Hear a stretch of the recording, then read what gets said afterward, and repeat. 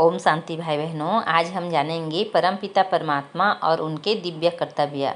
सामने परमपिता परमात्मा ज्योति बिंदु शिव का जो चित्र दिया गया है उस द्वारा समझाया गया है कि कलयुग के अंत में धर्म ग्लानि अथवा अज्ञान रात्रि के समय शिव सृष्टि का कल्याण करने के लिए सबसे पहले 3 सूक्ष्म देवता ब्रह्मा, विष्णु और शंकर को रचते हैं और इस कारण शिव को त्रिमूर्ति कहते हैं।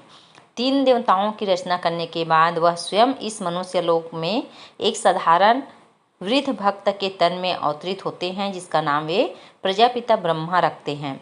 प्रजापिता ब्रह्मा द्वारा ही परमात्मा शिव मनुष्य आत्माओं को पिता, शिक्षक और सद्गुरु के रूप में मिलते हैं और सहज गीता ज्ञान तथा सहज राजयोग सिखाकर उनकी सद्गति करते हैं, अर्थात उन्हें जीवन मुक्ति देते हैं।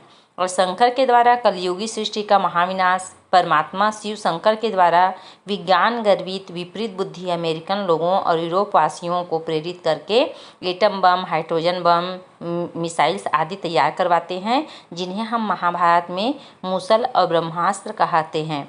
इधर वे भारत के भी देह अभिमानी, धर्म भ्रष्ट, विपरीत बुद्धि वाले लोगों को, जिसे हम कौरव कहते हैं, महाभारत के शब्दों में हम जिसे कौरव कह सकते हैं, को पारस्परिक युद्ध के लिए प्रेरित करते हैं। विष्णु द्वारा पालना। विष्णु के 4 भुजाओं में से 2 भुजाएं तो श्री नारायण की है और 2 भुजाएं श्री लक्ष्मी की है। शंख उनका पवित्र वचन अथवा ज्ञान घोष की निशानी है। स्वदर्शन चक्र आत्मा के तथा सृष्टि चक्र के ज्ञान का प्रतीक है और कमल पुष्प संसार में रहते हुए अलिप्त पवित्र रहने का सूचक है और गदा माया पर अर्थात 5 विकारों पर विजय चिन्ह है। अतः मनुष्य आत्माओं के सामने विष्णु चतुर्भुज का लक्ष्य रखते हुए परमपिता परमात्मा शिव समझाते हैं कि इन अलंकारों को धारण करने से अर्थात इनके रहस्य को अपने जीवन में उतारने से नर से नारायण और नारी से श्री लक्ष्मी पद प्राप्त कर सकते हैं।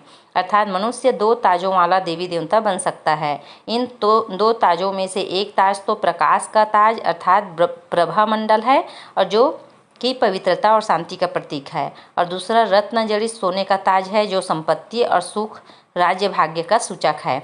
इस प्रकार परमपिता परमात्मा शिव सतयुगी त्रेतायुगी पवित्र देवी सृष्टि की पालना के संस्कार भरते हैं, जिसके फलस्वरूप ही सतयुग में श्री नारायण और श्री लक्ष्मी तथा सूर्यवंश के अन्य राजा प्रजा पालन का कार्य करते हैं और त्रेता युग में श्री सीता व श्री राम और अन्य चंद्रवंशी राजा राज्य करते हैं। मालूम रहे कि वर्तमान समय परमपिता परमात्मा शिव प्रजापिता ब्रह्मा द्वारा तथा तीनों देवताओं का उपयुक्त तीनों कार्य करा रहे हैं।